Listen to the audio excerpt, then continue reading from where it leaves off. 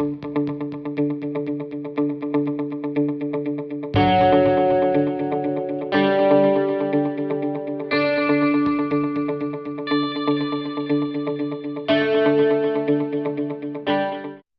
back to the Elite Performance Podcast. Today, we have a special roundtable discussion. With the college basketball season rolling around, we brought on some of the best and brightest college basketball strength coaches around. So we have Josh Bonhotal of Purdue University, we have Ryan Horn of Wake Forest University, and we have Cory Schlesinger of Stanford University, all on today to talk about some of the things that they're doing during the offseason, in season, how they're working with athletes ranging from as short as 5'10 to 5'11, all the way up to 7-footers, and some of the special things that they consider when they're dealing with basketball athletes, and some generalities that they found with this population. We also talk about some of the technologies that these guys have access to and how they're using them. These coaches have access to things like force plates, HRV, Omega Wave, different timing systems, the K-Box, etc. So they talk about how they're using those technologies within the framework of their training, and how they're using them to help better utilize the training systems for their athletes. We also talk about a hot topic in the sport of basketball, which is jumping and plyometric training, and their thought process and their approach to that. That topic can be pretty divided, but as you'll hear from these coaches, sometimes the answer, it depends, and sometimes it sits more in the middle where the pendulum swings left and right. But they have some good thoughts on why they do jump training, how they're doing it, and how they implement it within the framework of their calendar year.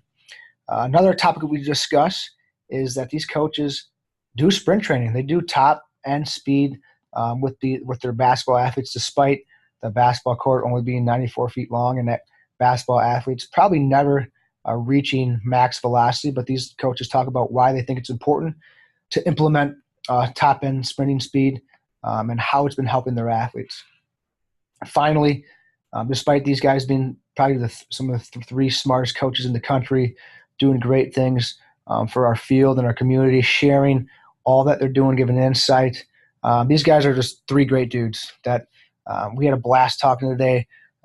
So as much as they're great coaches, they're better people. Great personalities, funny.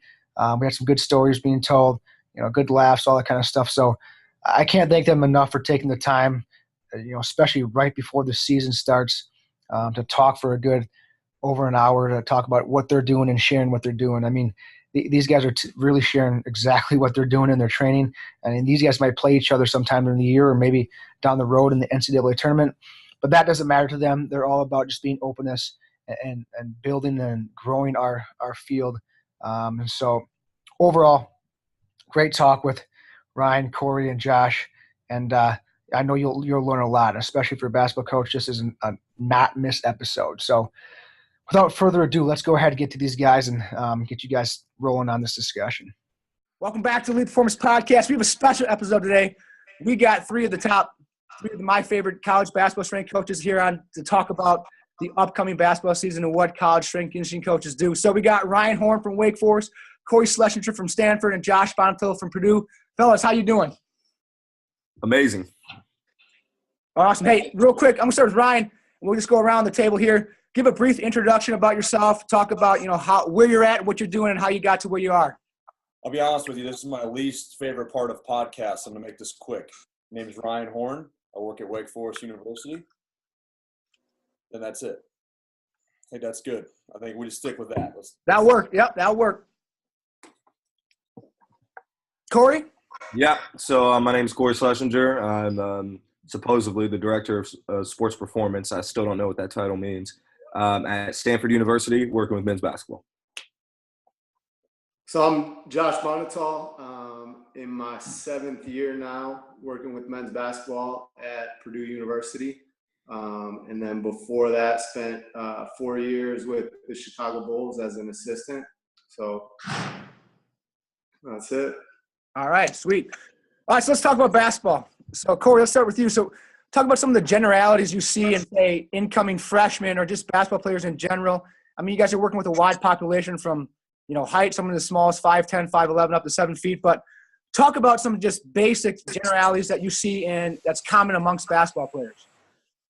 Well, I'll tell you what's common amongst this generation is that they're just terrible human beings, and I mean that from a physical standpoint, not a personal standpoint. But these individuals, the lifestyles that we live now in Western society, and they're just sitting in classes all day, and of course, we all know about technology. They just come in just bad postures, just always locked in. Lower leg complexes, kyphotic, and they're not good athletes. Like, they'll display some good athletic qualities, but as far as like being a all around decent athlete, they're terrible athletes. So we got to go back way far back in the childhood development and learn how to move again. And so obviously that's where you see us in the wrestling room doing all that crazy stuff in the wrestling room. But from that point, we're just really trying to make them better humans before we make them better athletes. So that's the things that I'm seeing, not only with basketball, but pretty much with anybody I meet from that age group. That's about it. Sweet. Ryan, Josh? I think Cory hit it on the head. I mean, I think our first job, really, regardless of the sport or the athlete, is addressing movement competency. And I know, just kind of watching a lot of what Cory's doing out there in Stanford, because this is your second year, correct, Cory? Yes, sir. Yes, sir. So I think back, when I first got to Purdue, and that was the big thing I saw right off the jump was, we even had juniors, seniors, fifth-year senior, and they've been lifting for the last 3, 4, 5 years, but not necessarily up to the standards that we were looking for. So really, really admire and envy a lot of the stuff that Cory's doing right now with the new program. I think that's a lot of what we had to do starting out, where it was very, very general in terms of, now for our program, I think you see a lot of individuality, but starting out, it was really kind of everyone on the same program because just movement was not up to par. So you're looking at get them moving the right way first. Before we ever worry about, the load and pushing load. And I think the thing that we saw, we didn't touch a bar or a platform for the first maybe 6-8 weeks when I took over at Purdue. And so you kind of think like, man, are our guys going to be the weakest guys in college basketball? But by taking that time and getting them moving the right way, I think that the strength and the load really comes very, very quickly. Yeah, and I don't want to beat a dead horse, but we can kind of just add on because obviously we all have very similar thought processes and perspectives, which I think is awesome. But we have a lot of the same concerns and a lot of the same issues when you look at just physical competency and movement literacy and movement skills. You're dealing with athletes that are highly specialized, as Cory said it best, they can do athletic things. They can display athleticism. But when you look at a sport that lacks just general physical preparation, I think that's what makes our job great. And Cory has said it before because we end up being just kind of glorified PE teachers. And we get a chance to start back at square one and teach these guys how to move without already putting limitations on them like they've had all their lives, that they're tall, that they're basketball players, they should spend all their time on the court, they should spend all their time in these certain parameters and thresholds of movements and training. And a lot of times the guys really want to do it. They just lack exposure to it. So I think cultivating an environment that allows them to step outside their comfort zone and step outside of what people have told them that they can't do because of their size or because of the sport that they play can be refreshing for them. But I definitely think that's an integral part of what we do. So let's talk about, Josh, we'll start with you. How do you tackle, so you said that you went 6 weeks at Purdue, your first 6 weeks there without touching a barbell or platform. Mm-hmm. And Ryan and Cory, you guys, mentioned some other things along that lines too, is that you guys are taking a step back in terms of developing some just general biomotors and just coordination. And, like you said, a glorified PE instructor. What are some things that you were doing to attack it on that front? So, what does your first initial phase look like with freshmen? What is your goals? What are you trying to accomplish during that initial phase? Josh, let's start with you. I think in that initial phase, it's very, very general. It's teaching them how to train. It's even teaching them how to prepare for training. It's education on, lifestyle, sleep, nutrition, those sorts of things. Their preparation, their habits, coming 15 minutes early to a workout session to get themselves ready, understanding how to warm up, those sorts of things. From there, it's a lot of just kind of building work capacity, building volume. As we're attacking movement competency, I'm very big on using a lot of isometrics. So, putting them in the positions where they're going to probably struggle the most with the movement, which is typically, it's going to be the bottom of a squat, the bottom of a push-up, and those sorts of things, which you're getting them to identify that position, build some comfort and some competency there, and move from there. But we'll do a lot with tempos, eccentrics, isometrics, it's just about everything has a hold on it. But really just body weight, dumbbells, and cables. And even, we'll have some incoming freshmen nowadays that come from, pretty good high school strength and conditioning programs or worked with somebody in the private sector. I will still take a good chunk of time and make them prove it to me before I, progress them and move them forward. Cory, Ryan? Yeah, I'll go ahead. For us, it's really, I get them immediately. I challenge how they interact with gravity. And so basically we go straight to the floor. And I mentioned it before, we go through childhood development. Now, I'm not saying we're doing like DNS principles, but some of that does lie within our thought process, our processes and what we're trying to accomplish. But really with them, just being able to do locomotion on hands and knees, you'd be surprised at what you see, And so we're obviously starting from the ground up, literally, and just seeing how they move when they have to challenge themselves in a position where, once again, through childhood, it should be easy, but they can't even establish these positions as growing into young men. And so, we utilize some, how should I say this? It's like the only option is the pass or fail, right? And so like a no-handed get up is a great example, right? I have them sit on their butt and it's like, all right, just stand up and let's see what they do. And seeing the motor strategies that they try to go through to accomplish that simple task alone it's obscene. And so when you have to break down just standing up and sitting down, it tells you a whole lot about the athletes that you're working with and where they came from. Now, likely you'll find some gold. You'll have some guys who straight up are in an Indian sit and stand straight up from there. And that's where you're like, okay, I know what this athlete's probably been through. He's got a pretty decent background of just being a good athlete, playing multiple sports, etc.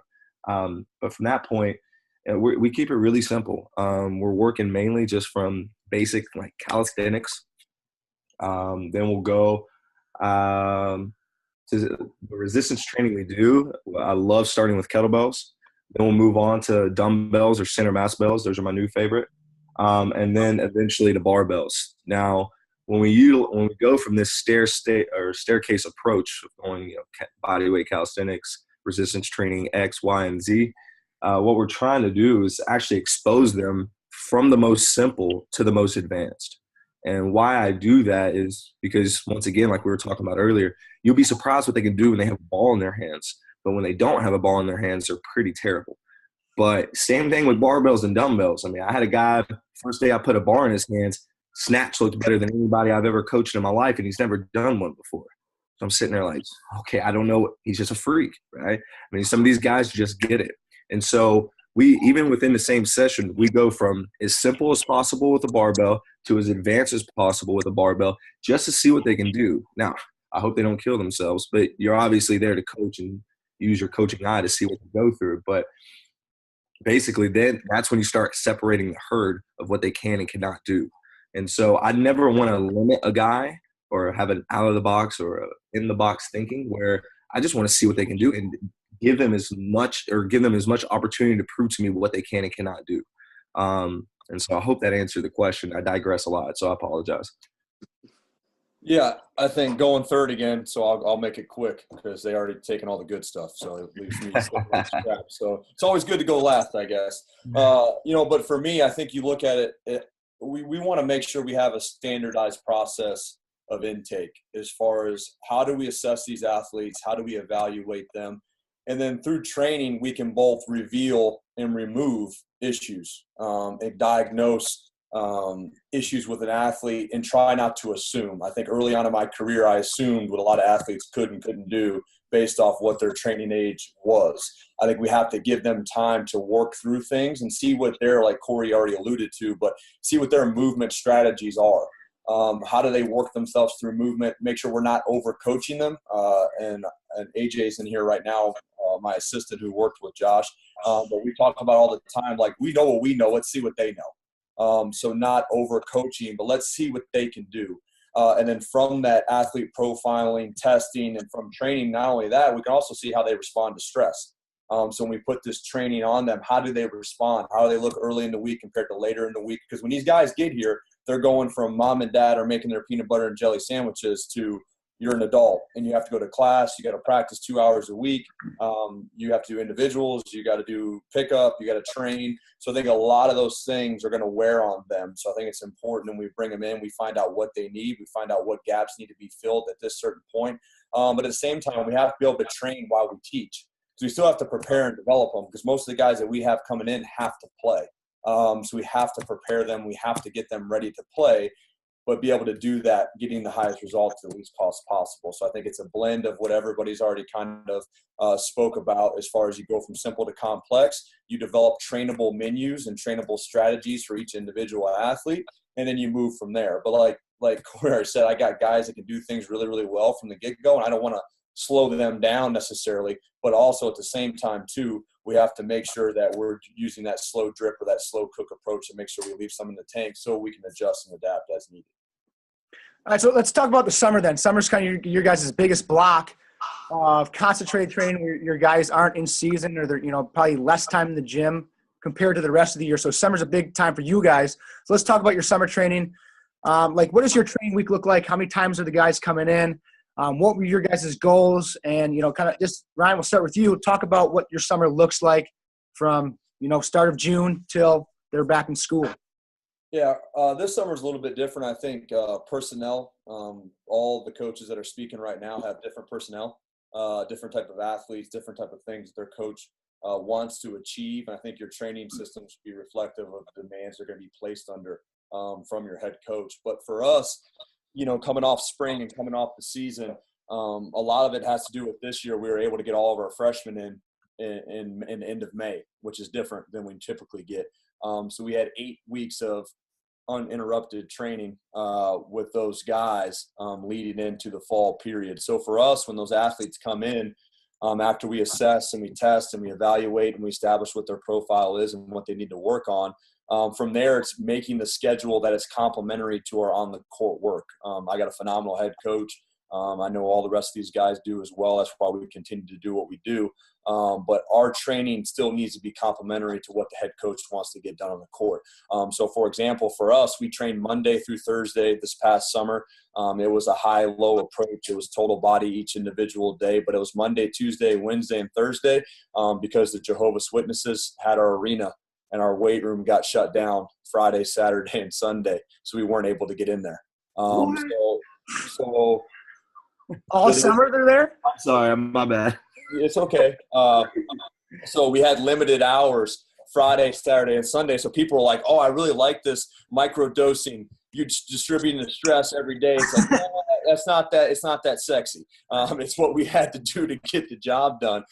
So I think we spun it to our guys that they could get some 3-day weekends, and they were all about it, and everybody was excited. But in the end, it just came down to logistics and facility limitations. We also have our arenas also off campus. It's over a mile away from our university.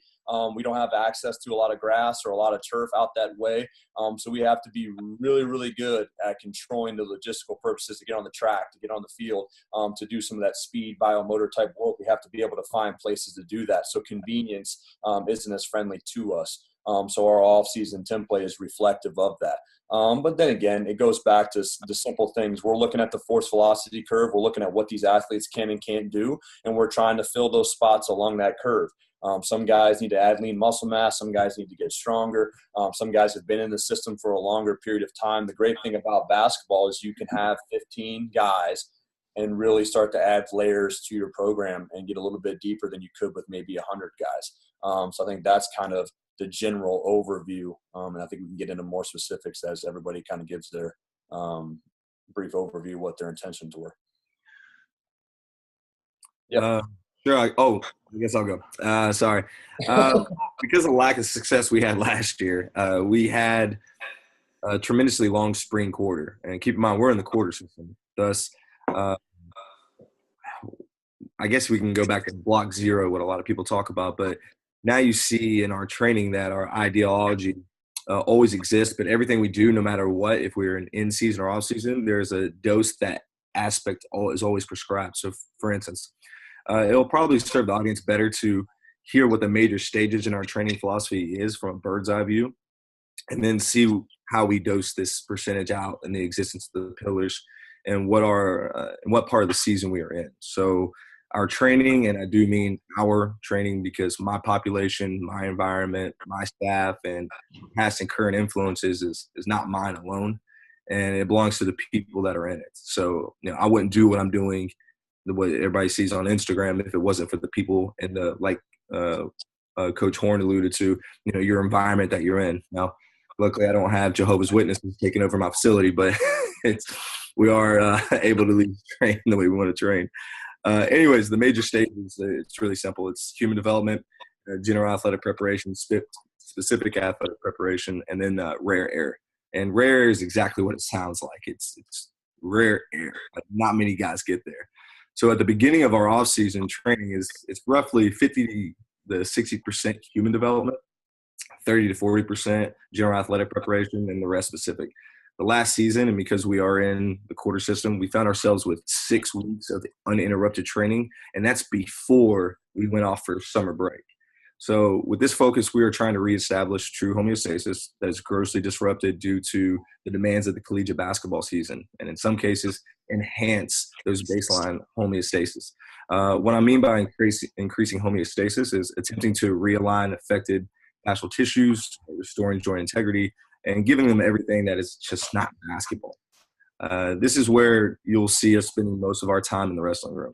Also, we have to take the time to do some higher volumes for bodybuilding purposes and give our big bangers a huge backseat, like cleans, snatch, loaded squats, and deadlifts. Once again, all stages are always present no matter what part of the year we are in. So something I did different this year in the offseason that I've never done before was we actually put cleans and snatches at the end of the workout in a mega set. So it involves, and with the involving of our accessory lifts. So we only use the muscle variations, so no athletic catches, obviously. But our volume was in the 6s and 8s. I firmly believe that this had a really positive impact on our postural muscles and accessory extensors. Then we transitioned to our summer training, which our general emphasis shifts from human to general and our general to specific athletic preparation. Apologies. Which I said generally takes 60%, specific 20%, and still keeping our human development for the remaining 20%. Now, this time we actually had 7 to 8 weeks of uninterrupted training. So at this point, we had a 6-week block, a week off, and then a 7 to 8 week block. So we had a lot of off-season training. In this period, we are slowly integrating more of our load on our athletic lifts, the clean, the snatch, the jerk. And we load our regressions of our big bang lifts. So, for example, like Xerxer squats, split squats, dumbbell kettlebell front rack or squats, lunge into a step up. Now, that's what's really special about this period is that we are basing each day around a certain theme. So, for instance, Monday would be vertical day. Tuesday would be horizontal day. Thursday would be lateral day. And Friday was our transition day. So the first 3 are pretty self-explanatory, so we won't talk about that. But the transition day I thought was really cool because what we do, we just combine some of those themes. So, for instance, like the vertical and lateral day, we would just combine some of these sessions and to make it more athletic and to make it more challenging. So those days were pretty fun because you learn a lot about the athlete. So for instance, like we do a vertical jump into a crossover step or a 45-degree shuffle into a linear acceleration, just making the atmosphere just a little bit more athletic and not so compartmentalized. The next part is going to go through all of our it's kind of going like throw you guys through a loop, to be honest. As soon as we were done with summer training, my guys go home for 4 weeks. Luckily, I have got good kids, but when they come back, they only have 2 weeks to prepare for preseason. So it's a blessing in disguise because they get a lot of rest, and that shortens our season because we're not doing like a 6-week progression or 6-week preparation for preseason. But you got to keep your fingers crossed that guys are doing what they need to do. So very simply though, our goals are very simple. We just move the needle right. We have a couple of performance metrics that we look at, but we're not programming or periodizing specific lifts and percentages.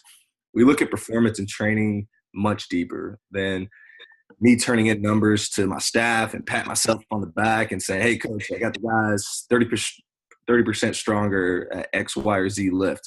Those lifts might not even matter, to be honest. So simply we continue to regress and progress each individual's sweet spot or their sweet lift. The lifts that not only yield a response, but a feeling of intent and accomplishment. What makes them feel awesome, really, because the more of those I have in the chamber, the more of those that I can bring out when we're actually looking for those positive adaptations during the season, January through March. But hopefully I didn't take too long. Sorry about that, gentlemen. I'm gonna have to adjust my responses here. I think we that was pretty good and pretty extensive there. This is I'm not trying to one up, my bad. I'm not trying to do anything like that. No, it's good. No, it's great. And I get stuck going after. I mean, I'm gonna tell you right now, like, we talked about summer training and Cory just blew my mind with his whole plan. I thought we were just sticking to like 60 seconds. I'm over here taking notes. My bad. Don't worry. We'll get each other back on Cory, remember, you only got 44% on your battery. I'm at 34% right now. So battery, you just took up 20% of it. We got to find windows of passion. So I'll wait for my window of passion, then I'll ride with it. All right, sounds good. Josh, let's go. All right, Josh. Up my vocabulary before I get going. I had Webster over here. I was trying to pick this stuff up. I looked at AJ like, what's going on? What is he talking about? All right, here we go. Sorry. All right, Josh, you got to follow that, huh? Boy. Well, for us, this offseason was really unique.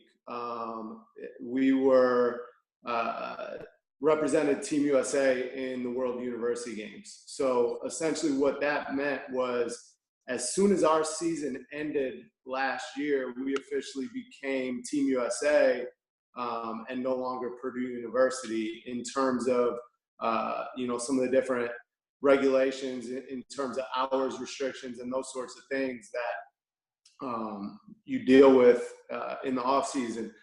For us, what that meant was we had no limitations on practice time or anything like that because our off season was spent preparing to go out to Taiwan for about 2.5, 3 weeks, and we're competing against other countries to win a gold medal. So it was unique in that as soon as all of our guys got back on campus in June, we're basically in season right away. We're starting right into practice and all that sort of stuff. So if you imagine, especially for our freshmen, they're showing up and basically as soon as they get cleared with their physicals and all that, it's right into full-on practice. And, I think our coach did a really good job of not going overboard. But at the same time, you want to take advantage of that time, and you are, preparing for a pretty major tournament, and being able to represent the United States is something that our guys, they may never have that opportunity again. So our off season was really kind of balancing, the push to be in the best possible position to go out there and win a gold medal. But hopefully not at the expense of our collegiate season, and not completely burning them out. For the most part, we were practicing around 3 or 4 days a week, and so some of what they were doing with me had to take a little bit of a back seat. At the same time, because we weren't playing games during much of that, we didn't start playing games until mid-August. I kind of doubled up on them, so I took the approach, and every offseason we're looking at trying to really raise their absolute capacities, and kind of raise their threshold just to do work. So it was something that, I had discussions ongoing with our guys, and even going in, a lot of the returning guys, like, hey, we're basically going to break you during June and July, and but the way I kind of look at it is, especially when we get into, November, December, January, and into games, we're going to be better for it. But it was much more, our lifting was much more structured as it would be in the in-season. So it was individual, guys come in around their schedule, around what works best for them, around kind of their training background and what they can handle. So some of our older guys might have been lifting with me as much as 4 days a week, but, some of the newcomers were more, most of them were all three, and as far as being able to get things like sprint sessions in and stuff like that, it really became difficult to do that. So it was, you're trying to balance all the gains that you can make on the court from the extra practice time, but sort of realizing you're not going to be able to make physical gains to the same extent, because something's got to sort of give way. So, I think we did a good job of it, but at the same time, it was a lot of trial and error throughout the summer. There were a lot of kind of curveballs thrown at us that we just had to sort of adjust to. So. Sweet. Well, now let's transition right now then. You guys are kind of getting in season. So I think you guys said before we started, for the next 6 months, you guys really don't have much of a day off, to be honest with you. So what does your in-season look like now in terms of, when do you see the guys, how many times per week, how many times for starters versus maybe the third and second, third players versus your red shirts? So what's your in-season look like? We'll start with you, Ryan, again. Yeah, I mean, I think everybody's kind of brought up a lot of points with basketball in general, that you have varying levels of physical capacities. You got various levels of times of year where emphasis starts to change. And, we had the shortest off season that we've had in the spring, as Cory already alluded to. Luckily, we were able to have a little bit more success this year than we did in years past. So I've been in that position before. And when you're not, for us, we weren't winning a lot of games. So we had to win in our training daily. And I think Mike Curtis taught me that when we were going through at UVA, we were going through some tough times, and he said, you got to win every day, find ways to let these guys win in their preparation.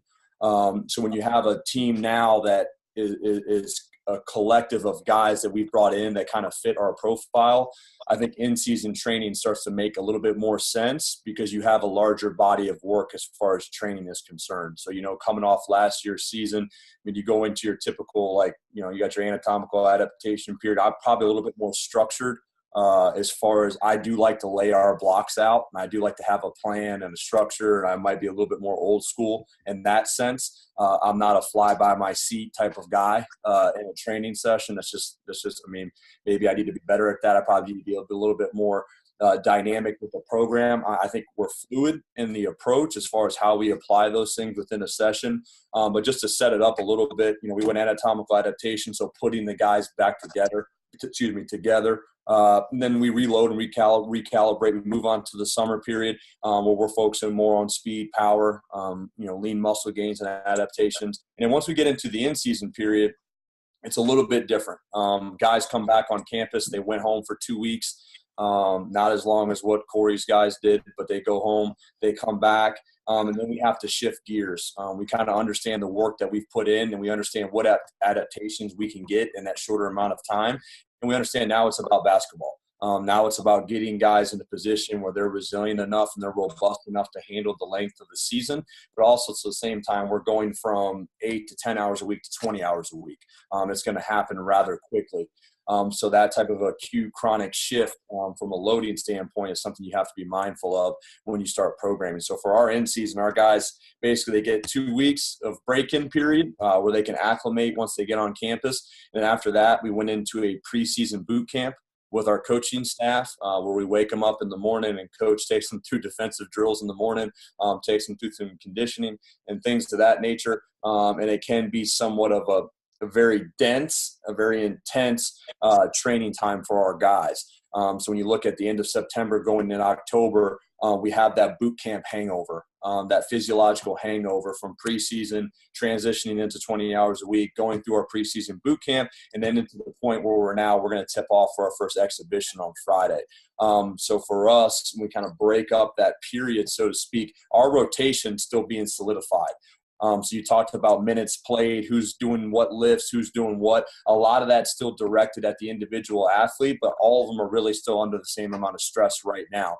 Now, we have an idea of who's going to play a little bit more than others, but the rotation hasn't been set yet. So we have to be mindful that every guy is going to get an opportunity right now. So we have to make sure they're prepared and they feel good about where they're at. And then also when we get in this in-season period, we're starting to reintroduce a lot of those primary movements that we got away from a little bit during that boot camp period. So whether it's your squats, your Olympic lifts, your derivatives, things of that nature from a structural standpoint, we're starting to reintroduce those things.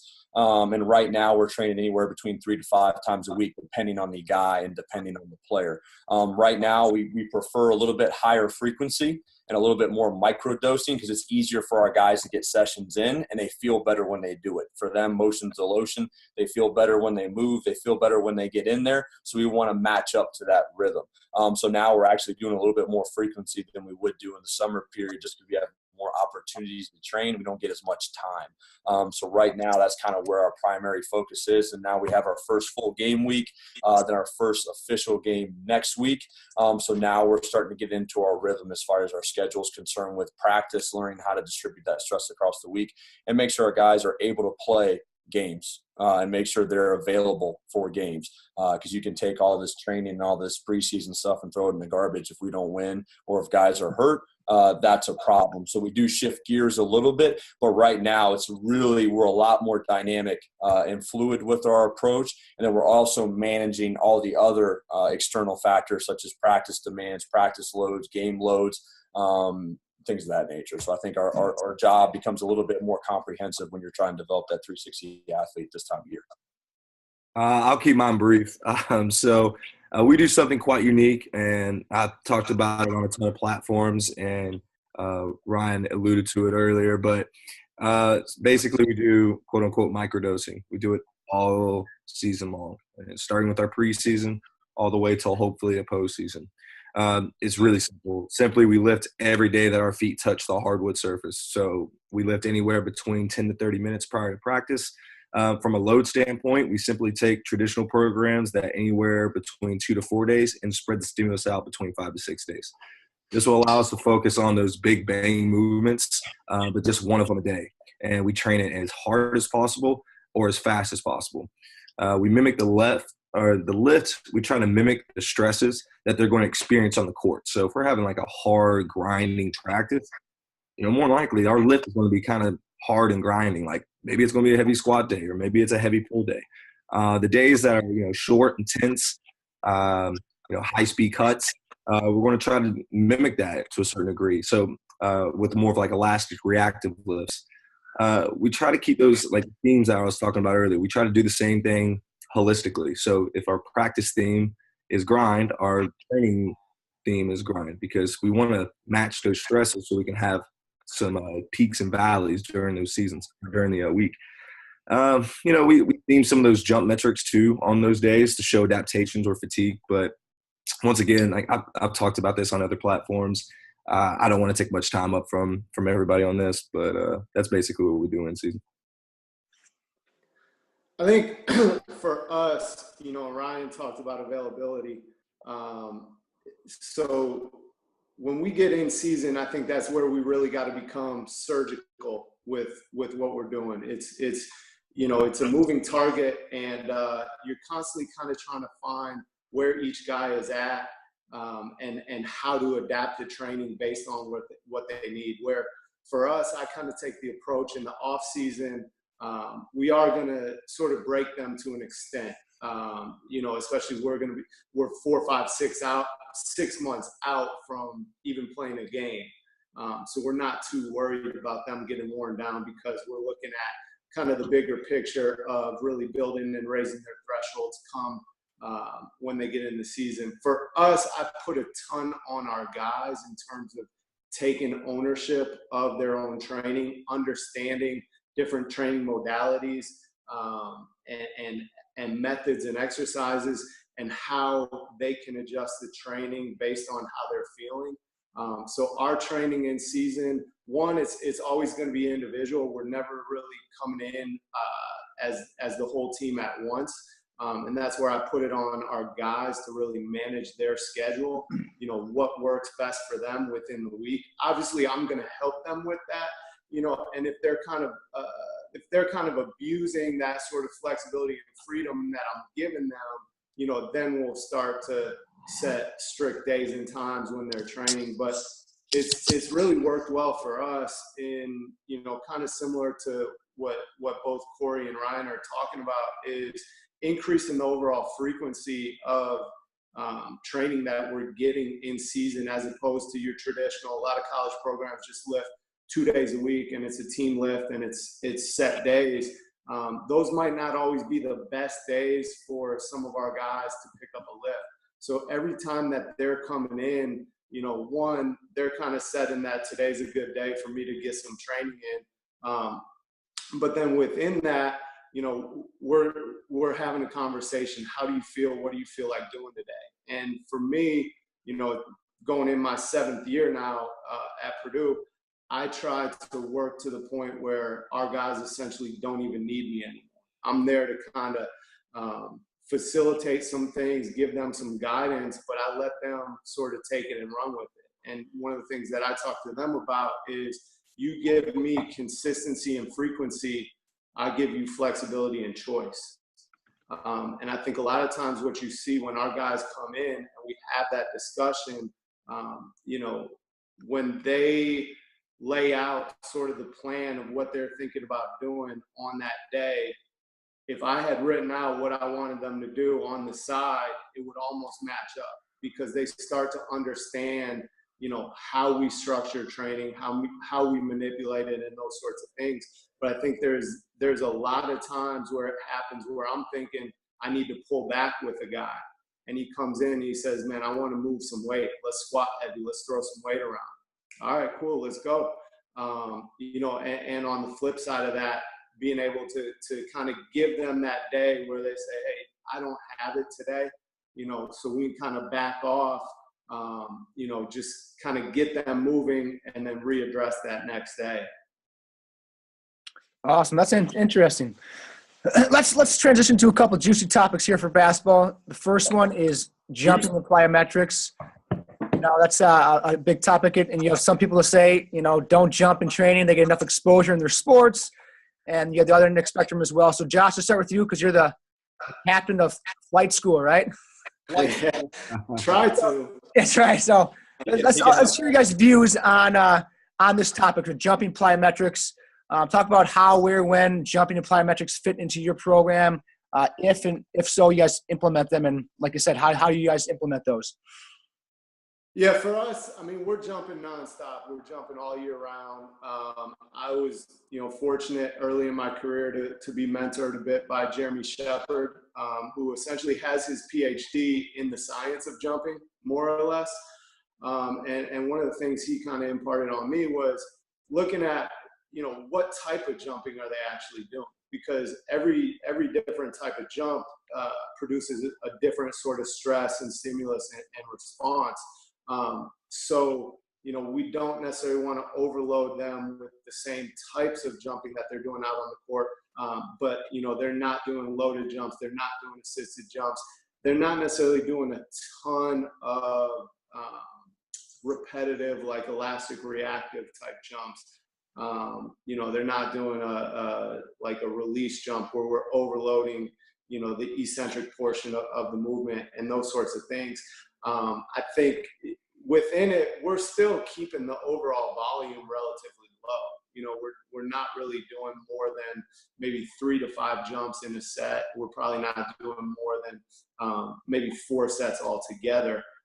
So I think a lot of what we do is we find ways to sort of complement and add to, the jumping that they're doing on the court, but in a different way, to stress it in a different way.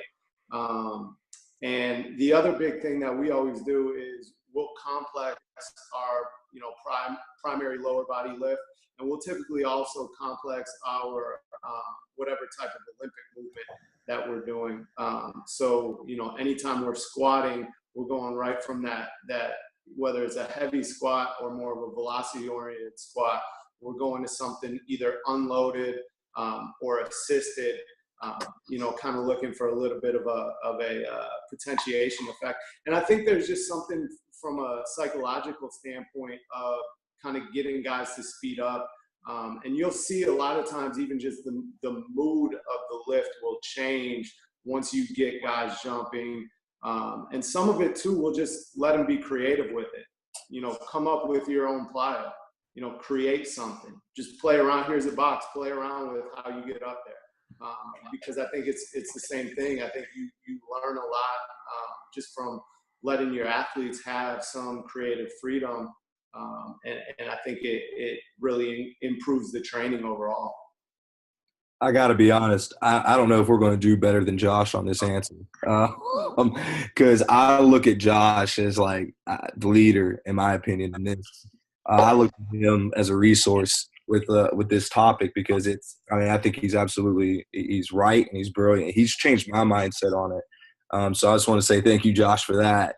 Because honestly, I used to be the guy who was like, oh, they jump so much in basketball. Why do they need to jump more? So I was just like, fuck it, we're just going to get strong. That used to be my mindset. But in recent years, though, I've pivoted. And when we view the sport, though, once again, thanks to you, Josh, when we view the sport, like our guys, they're only jumping and running at sub max. Let's be honest. So in preparation, we've done some extensive low-level plyo, like Tabata-like. So, those would be like light ankling or quarter jumps, and we do it like on a soft surface, barefooted for our conditioning. So I never used plyos for conditioning before, but it started making more sense to me. So, we did this for a few reasons. First, we were trying to build the tissues to handle the high amounts of cutting, jumping, and landing that they're going to experience once we transitioned from that 2 hours to 20 hours. And then honestly to see how they load under fatigue. So for example, the next day I have guys come in and they're like, oh, my calves are sore. Oh, my back is sore. Oh, my quads are sore. And then I had a few guys who was like, Cory, that was pretty easy. I feel pretty good. And so that told me a couple of things. And it at least made me think deeper, like, okay, what's actually going on? And so I'm not saying that this is exact, but yeah, I can at least allude to like, the guys that are not sore are obviously your most athletic guys, but I'm not talking about it from a soreness aspect. I'm talking about it like those guys know how to use that free energy. They have that good like elasticity and stiffness, so they're not using musculature to help them achieve that. Now, obviously, your quad and calf guys are using a lot of musculature just to handle that low level plyos, but then your back guys, we all know who those are. Those are the guys who are so stiff in their ankles they just hinge as soon as they land. So that's that great moment where you could be like, hey, all those things I keep talking to you about how you load that lower ankle complex and like we need more dorsiflexion, XYZ. Yeah, that's why. And then you have that actual feeling like, oh shit, like he's right. Like my back is sore. It's got to be because of that. So, that's how I've been using plyometrics. And then obviously on the other end of the spectrum, now I'm not saying we're doing like weighted depth box jumps, but just like Josh is, like let them be creative and see what they do. I've been doing some like over speed eccentrics where you're just slamming the hell out of a med ball and then immediately jumping. Like it's not the jump that they do on the court, but it's it's a different stress or it's a different response. So yeah, once again, Josh, you're the leader of this one, man. A bit. So I just wanted to say like publicly, thank you for your work on this because I've taken a lot. All right, going last again. Okay, so how bad, Ryan? To build on everything, I think when we look at it, and Cory and Josh have already said it, we have to define one, maximal and operational outputs. A lot of these guys are working with operational outputs. They're not really pushing that those high end amplitudes that you can get in training. So for us, like coming right out of the season, a big thing for us is just basically on landings and lower leg prep. Like Cory already talked about. So you're doing barefoot work, you're doing a variety of surfaces. I think one thing Cory talked about and Josh did as well is just the posture of jumping, learning and teaching guys how to prepare the ankle and the complex and the hips and get everything in line posturally where it needs to be, and then be patient with that process. But also, too, giving them some volume and allowing them to kind of build up some capacity, especially the lower leg, something that a lot of them lack. Early on in that training process, and what we see with a lot of it with our guys, and I know Cory and Josh can attest to this, a lot of them are highly reactive elastic, but most of them lack explosive strength. So when we look at our programming as we go on, we want our jumps to kind of mimic what our sprint emphasis is, and we want to make sure that what we're doing in the weight room, whether we're emphasizing isometrics or emphasizing eccentrics, that those match some of those jumping protocols that we're using. So we move from landing and lower leg prep into some non-counter movement and some loaded jump work when that kind of goes into the bulk of our maximal strength development. And then from there, we'll transition them some more reactive elastic type works, some flying starts and some more higher end sprint type work towards the end of the summer. And that is reflective of our sprint emphasis, and our jumps will go along with that and try to complement that. And then preseason will transition into some more contrast work or some French contrast. And we'll do that both from vertical and both lateral and change direction movement as well. So for us, I think along that continuum is trying to look at that force curve and see what gaps aren't being filled as a result of playing their sport, and then fill those gaps using protocols that make sense for that individual athlete, both from a structural standpoint and from an injury history standpoint. One lesson I have learned, and AJ and I were discussing this the other day, what we typically find is most of our guys feel bounciest, like they got bounce postseason after an oxidative block. So we'll do some oxidative work and do some tempo, some oxidative squats and some tempo type work, and the tendon starts to feel really good. And we start to reset, and they, like Cory already talked about, they find some balance, and they can recover and they can reload, and they get some blood flow in that tendon, and they start to feel better, and they don't have pain. And a lot of the guys feel really good, and which is funny, they do more slow end tempo type work and they jump better and they feel better. It's funny. What you would think is, okay, I got to jump more, I got to jump higher, I got to work on high velocity type movement, when in the end they just needed a break from the neural demand, and as a result the adaptations were more favorable. So that's one lesson we learned. And also from a volume standpoint, another thing I've noticed is our guys are jumping 100 to 200 times in a practice. Now it might be operational, it might be lower to mediate, moderate type outputs, but they've already been under a lot of volume. So when we do 3 sets of 2 reps on jumps, a lot of them are like, they've already built up a capacity to a certain amount of jumping. So we've actually done a little bit more volume this summer than we have in the past to try to mitigate that. Because a lot of guys told us they feel bouncier in season when they're jumping more. And I think one overline or one theory that goes with all of us, we're trying to make our athletes feel better. As Cory said, make them feel awesome. Like, what makes them feel good, and what do they think they need, and how can we help walk that path with them?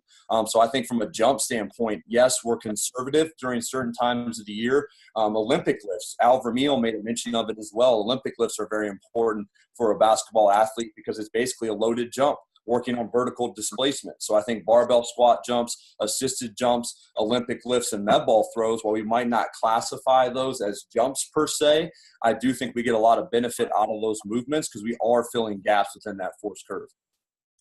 Excellent. Something you guys all mentioned, and maybe from an outsider perspective looking in, is you guys all talked about sprinting. And, people can look at basketball and be like, why would a basketball coach, strength coach, work on sprinting when these guys might burst for 5 yards at most? But I know you guys all, work with your athletes on sprinting and sprinting mechanics, and you guys place a pretty good emphasis on that. So talk about why you think sprinting is important to your program, and talk about how it fits into your program. Cory, let's start with you. Okay. Well, in that case, I'll keep this brief because I want to hear what Josh has to say, to be honest with you.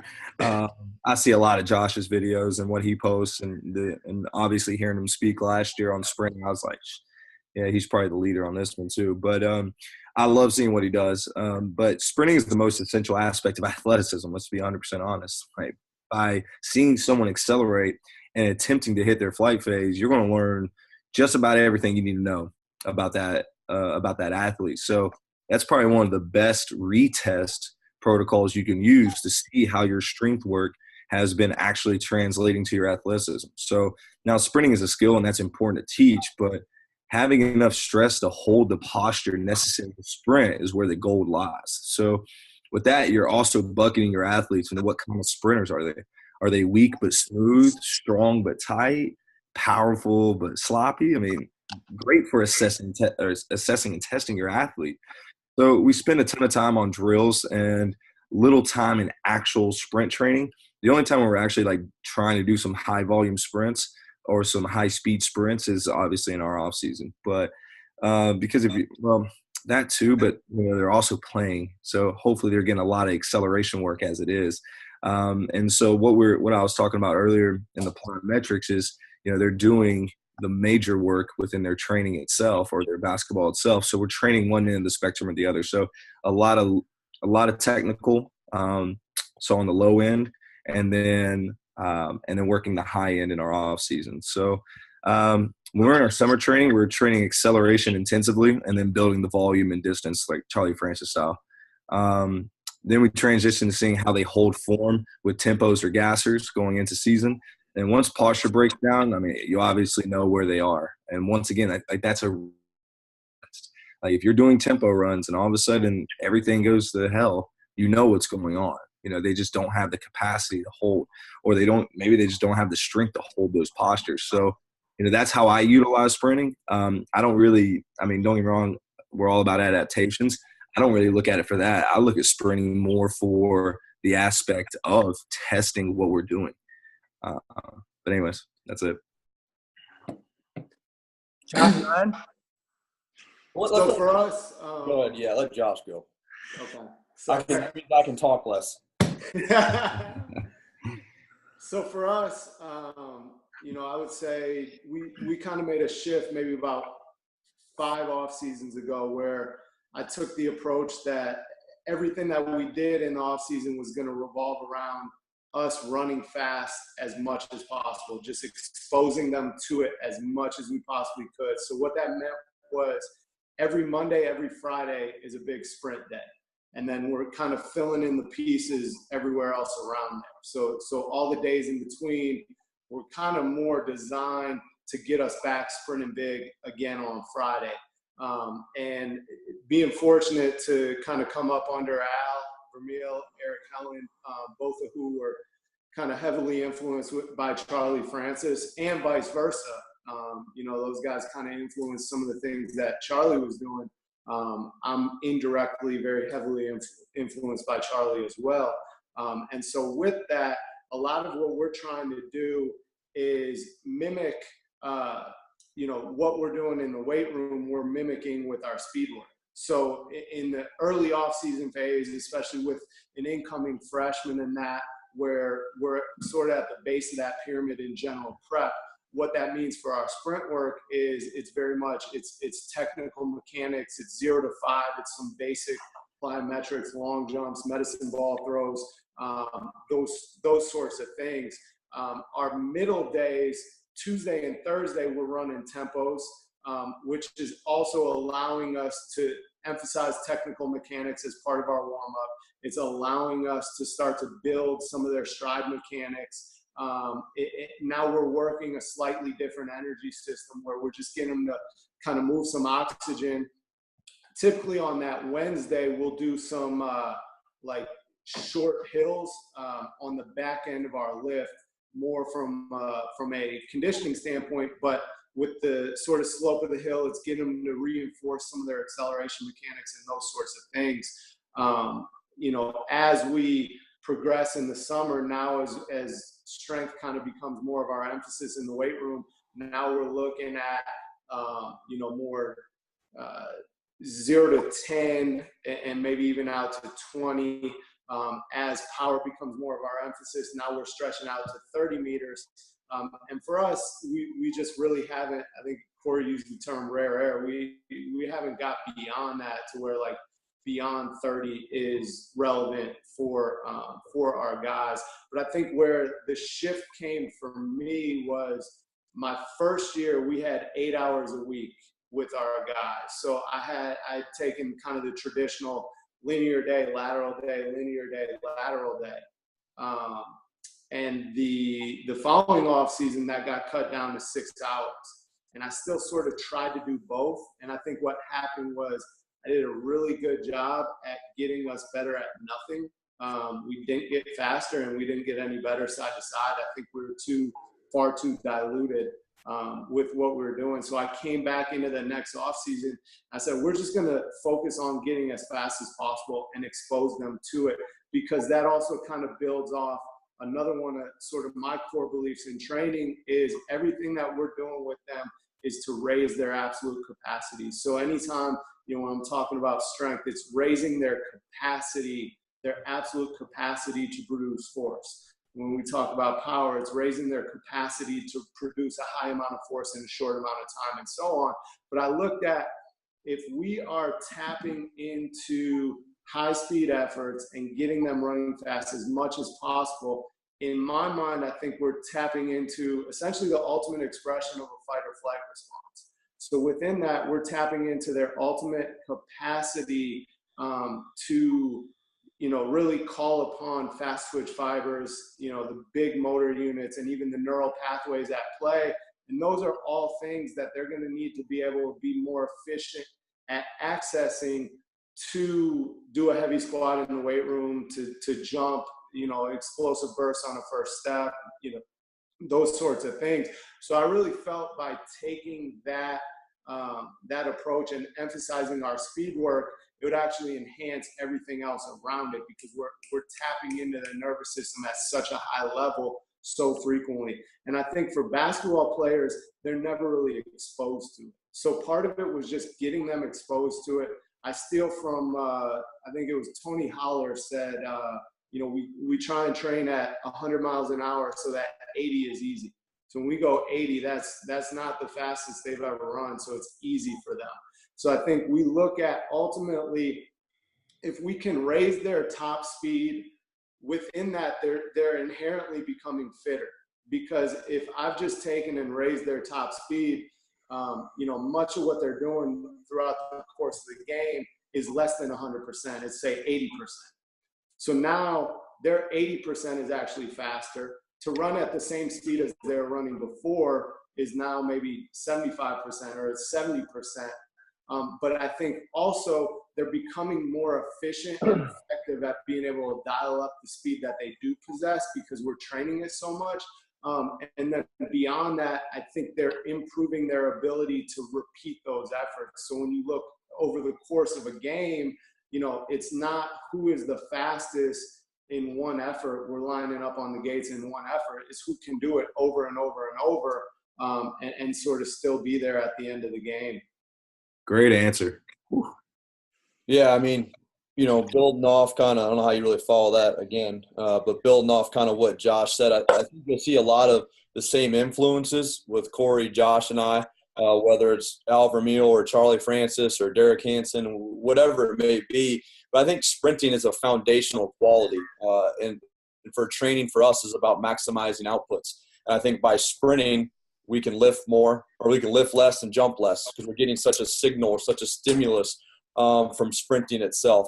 But back to what Josh has already really talked about, how we work through our sprinting protocol and our sprinting program is first, we're going to work on decelerations and mechanics, because a lot of times when we first get guys and that initial block of training, or even a spring period for a guy that's been in the system, usually during that time we're accentuating the eccentric actions as far as in the weight room, especially with young guys and older guys. So I do find that deceleration and working on mechanics like mock speed drills and postural speed drills and teaching guys how to skip and how to move and how to train. I think that in the early transition period from off season, or from the season, that bridge gap into the off season period, I think is a great way to kind of start to introduce training while you're focusing on other things.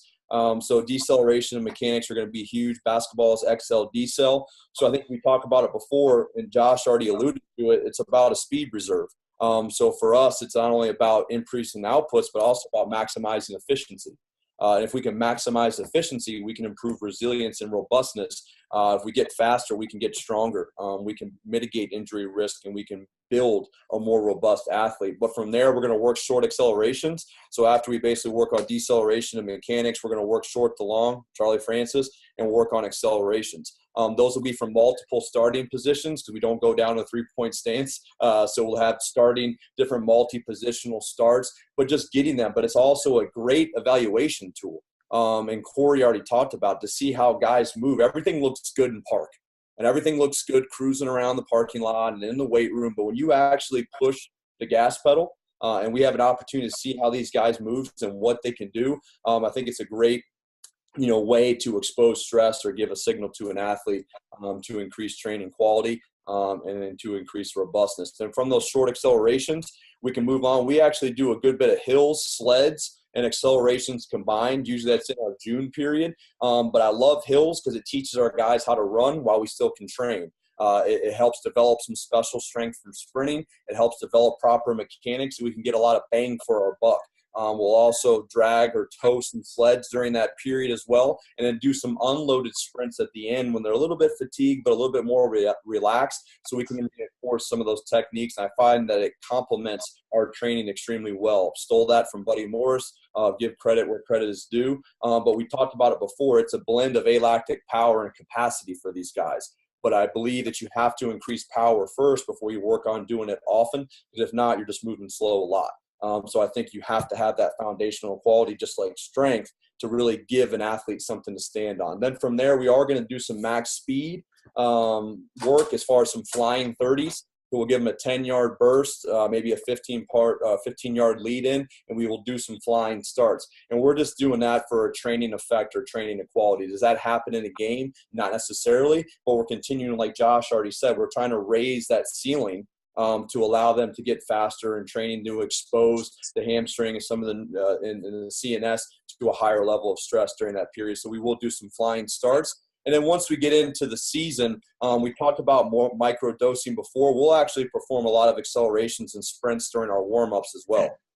It's a way for us to sneak in training because training exposures. So we will throw in some 10, 15, and 20-meter accelerations and sprints into our warm-up, as well as some med ball throws as well, because it allows us an opportunity to microdose but sneak training in when we have the availability to do it. As Josh and Cory can attest to, you almost become a professional warm-up guy. When it comes to games, practices, daily, you're doing that stuff all the time. So we might as well maximize that. Another thing we talked about before in the summer, but Monday and Thursday is going to be our sprint days, where we're doing true agility training, as you have talked about before, working on agility lateral movement on one day, and then the other day is going to be more linear in nature. And we actually do our jumps on the second and fourth day.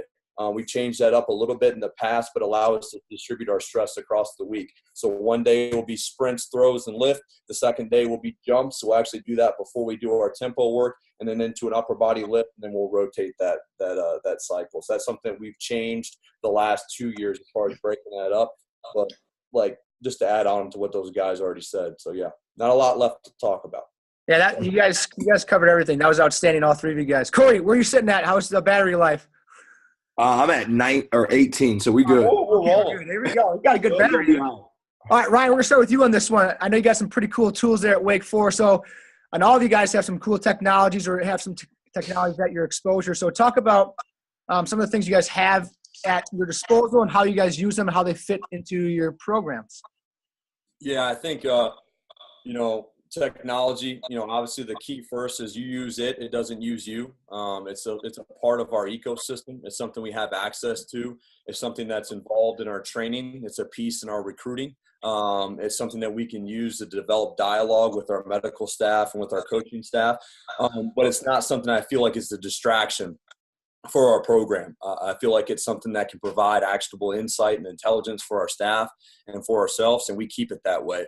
But we're coaches first, and we're coaches at heart. But we do have a head coach that values it and values the feedback that it provides. So for us, we'll use Catapult tracking to monitor mechanical load, polar heart rate monitoring to monitor internal load during practice and training sessions. And that information is basically going to be dealt to our head coach and then disseminated to the rest of our staff. And we'll use that information to periodize our practice plans and our schedules during the week. As Cory already talked about, you have your grinded out days, you have your days before games, whatever that cycle may be for your team and for your staff. We can use that information to kind of take some of the subjectiveness out of it and have a little bit more sticky dialogue with our coaches. So we can collect data and then be able to provide some context to our coaching staff. And I feel like that's where our staff's expertise and responsibility lies.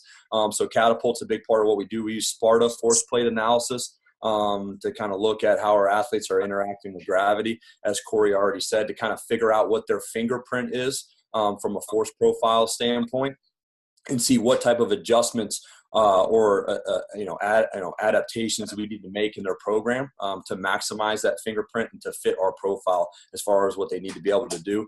We use GymAware for velocity-based training protocols.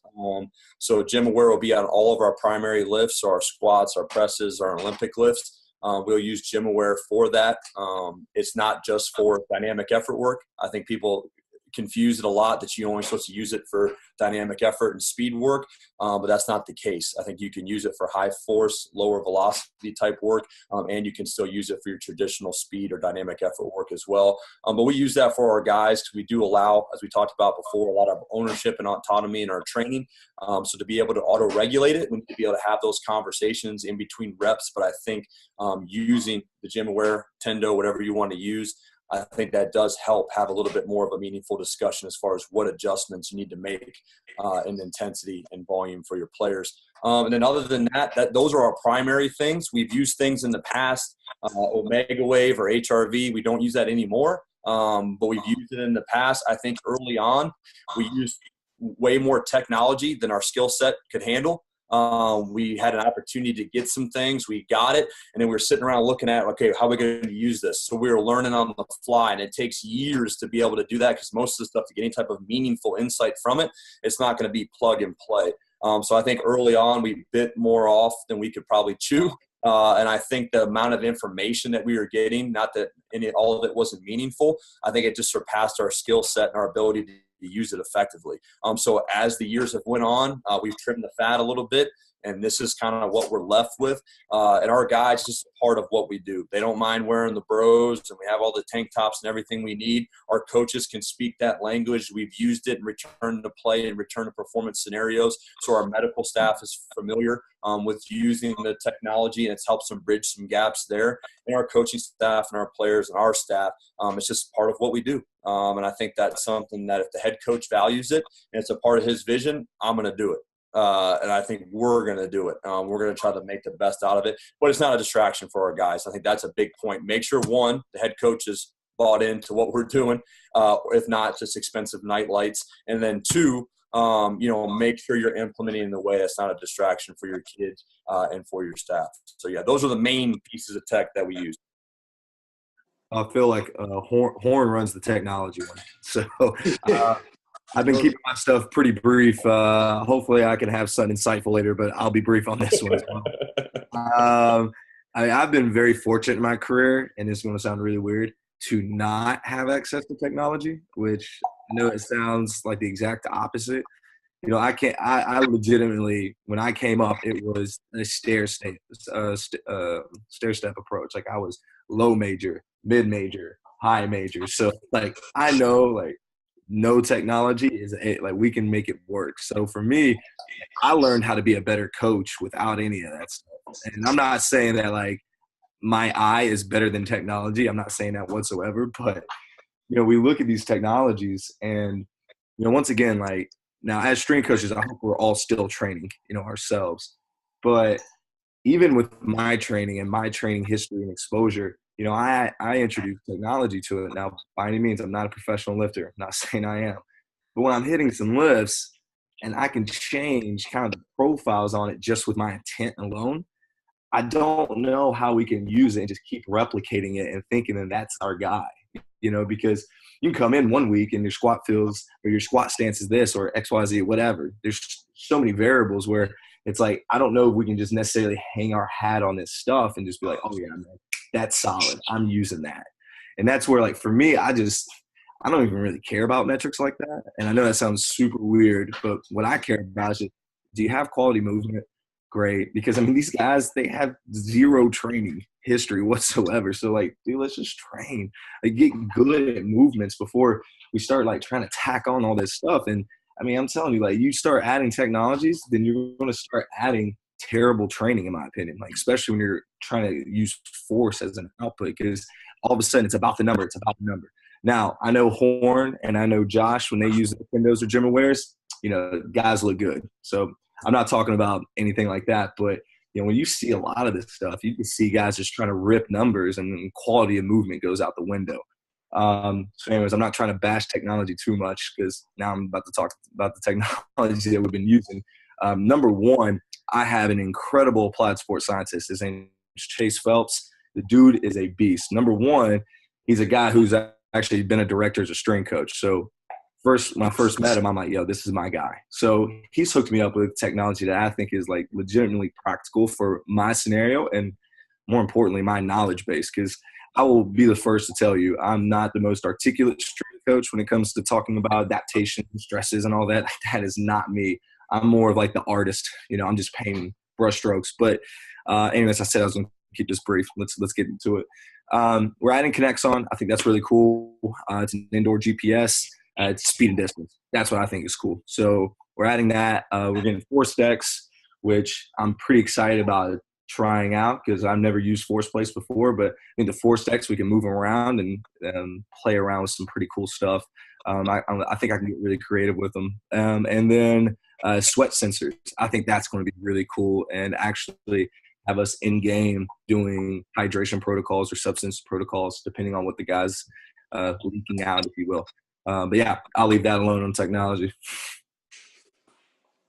I think, you know, both these guys hit it is any technology that you're using in any monitoring or any of those sorts of things, you know, ultimately, I think it's leading to hopefully better discussions. It's getting you to maybe look somewhere that you wouldn't have looked otherwise. It's getting you to ask a question that maybe you wouldn't have asked otherwise. I think sometimes it can be just educational for the athlete. I think sometimes you can make a connection to their lifestyle with what you're seeing from the technology so that you can show them, hey, you know, when you go out, you eat like crap or you sleep like crap, here is the effect of that, you know, because I think especially coming to our level, every single guy that all three of us have was, you know, the best player on their high school team and maybe even the best player in their state, but certainly one of the best players in their state. So they could eat whatever, sleep however, do whatever, you know, and just still go out and ball out. But every level they go up, now that margin for error has shrunk. Now the competition is that much greater. So now, you know, getting them to start to value those things, getting them to start to understand that, you know, maybe they're not just getting by as effectively as they think they are. I think the fallacy that I see with technology, I think it's a phenomenal tool when you use it the right way. Like Ryan said, don't let it use you. Is I think there's this, you know, everybody or a lot of people are looking for this like magic bullet, this, you know, black and white. Okay, it says this, so what's that mean? And it's so open to interpretation. And I think, but what the technology and the data and all these sorts of things give us is this sort of like false sense of control. So we have all this, you know, whether it be different fatigue string with force plate or whatever else, you know, wellness metrics, GPS, heart rate, omega wave, I mean, you name it. It gives us this false sense of control that we have this big, full, well-rounded picture of what's going on with our athlete. And so now we can manipulate and, you know, this is telling us the whole picture. But I think we got to realize it's, you know, it's actually telling us about this much. It's not telling us anything about the psychological. It's not telling us anything about the situation, the environment, all these sorts of things. And when you look back at some of these phenomenal coaches that we've all learned from, I look at a guy like Alvin Meal. I mean, Alvin Meal didn't have GPS, but yet he was able to manipulate and adapt training in response to conversations and the relationships that he had with his athletes. And I think that's the core of it. For us, we use GPS in every practice. We've had Stat Sports GPS for the last 5 years. I think it informs us a little bit more about what our guys are doing. We'll use that. We'll use a daily monitoring questionnaire. I'm fortunate to have a PhD student working with me right now, Toby Edwards, who's phenomenal. So he's starting to take some of the things that we've been doing for years, but now dive a little deeper into it. The other thing he's doing with our guys is some force plate testing with just a vertical jump.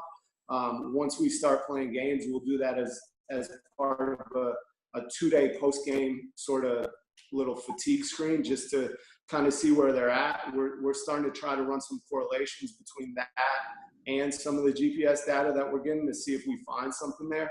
We used First Beat heart rate software. We still have it, just kind of we'll use it at certain points of the year. We've gotten away from it a little bit. But again, I think to me, I look at all this stuff as essentially being like the smoke alarm or fire alarm. If the smoke alarm goes off in your house and you're lying in bed, you're going to get up and you're going to check and you're going to see, is there a fire? But just because it went off doesn't mean that there's a fire. It doesn't even mean that there's smoke. It might just be a faulty battery, but it's going to get you to go and look and investigate. And so I think if we're using technology and the data in that way, it can help us, but it's understanding that there might not be something there, but we are going to look a little deeper.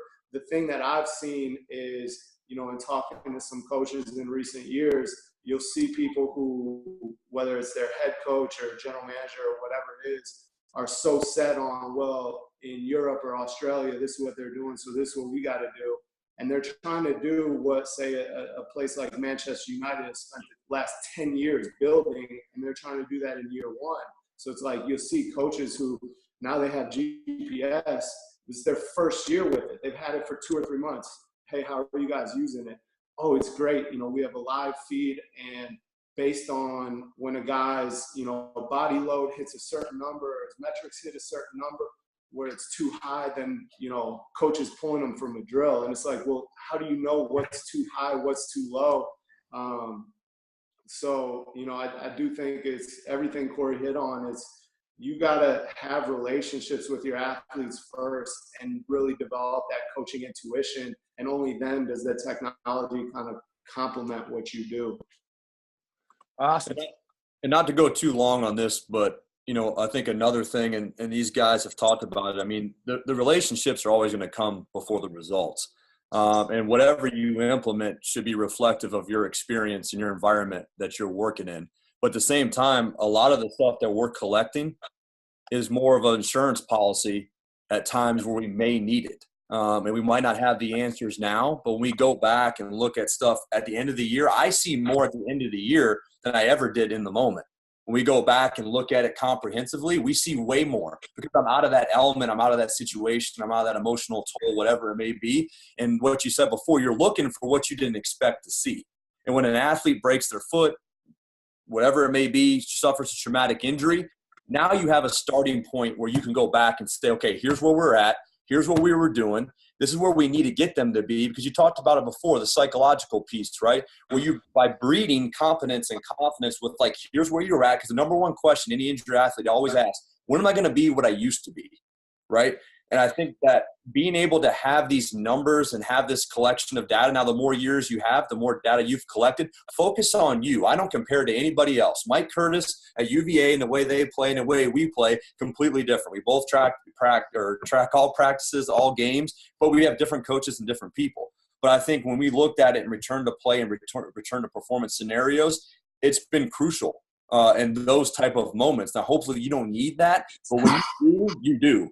And if you don't have it, I think that's at a point where you're going to need it. So is it essential? No. If the power goes out, do you need to be able to coach? Yes. But I think it adds another layer to what we're doing to give some type of objective feedback. Now, you can't chase numbers. You can't be on the gym aware, freaking looking like you're having a convulsion trying to hit an output. That comes down to coaching, because I see crappy squats with no gym aware too. And I see crappy cleans without that stuff too. So that all comes down to coaching. Can you coach? And if you turn up, I can coach with it or without it. So can AJ. And I think that all comes down to what you're trying to do. But the difference is you have three professionals that have been through it at all different levels. Cory and I worked at Conference USA. We had nothing. I bought a heart rate monitor from Dick's. Okay. So I was at VCU when you got one T-shirt and a pair of mesh cotton coaches shorts, and had to work there for the time. So I've been through the gamut of what we're doing. Cory and I did a freaking talk on throwing med ball how many years ago? It's the first time we ever met each other. We've came a long way, but I watched an athlete die.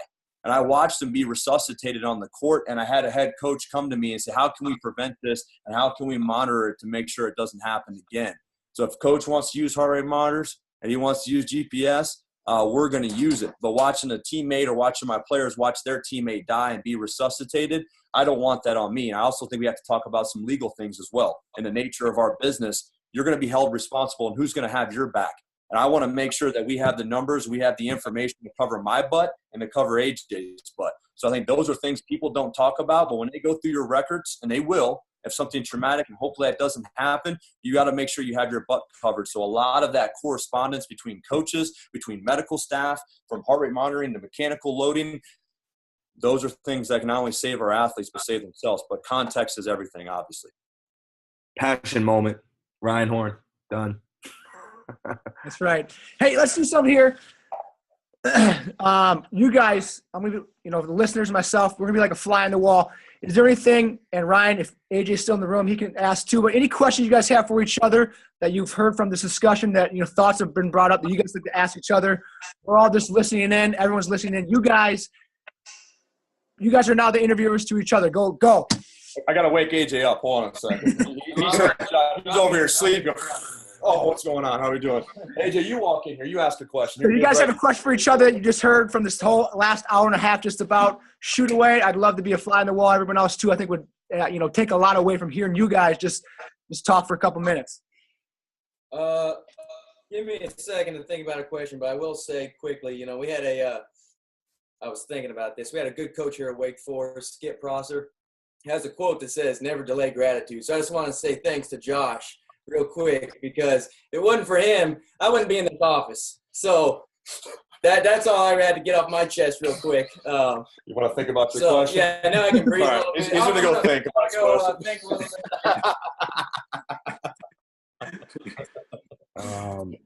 Who's got a question? Yeah, I'm trying to think because I take so much from you guys already. It's like, I just keep ripping from you all. So, I mean, I might have a question. Actually, I might have a question. I might have a question for you, Mike. Oh boy, I'm the fly on the wall. I'm not. Well, why can't I ask you a question? You're gonna sit there and watch. It's weird. We want information too now. We've been putting out information and doing whatever and rambling and ranting. Why don't we ask you a question? Can we do that? Can we flip the script? Let me ask you one first. How about that? all right. All right. I want to hear your oxidative phase that you talked about you did in May. That was interesting to me. You said you guys felt really bouncy and they felt really good. What did that consist of? Yeah, so that phase for us, Joel Jameson, Mark McLaughlin, and a couple other guys, they introduced like oxidative squats and tempo work to our program, which is basically they basically derived it from Val Nisetkin from Omega Wave. And basically it's a 2 second down, 2 second up, constant tension. All right, so you're going 2 seconds down, 2 seconds up, you're breathing the entire time, and you're trying to keep your heart rates under anaerobic threshold.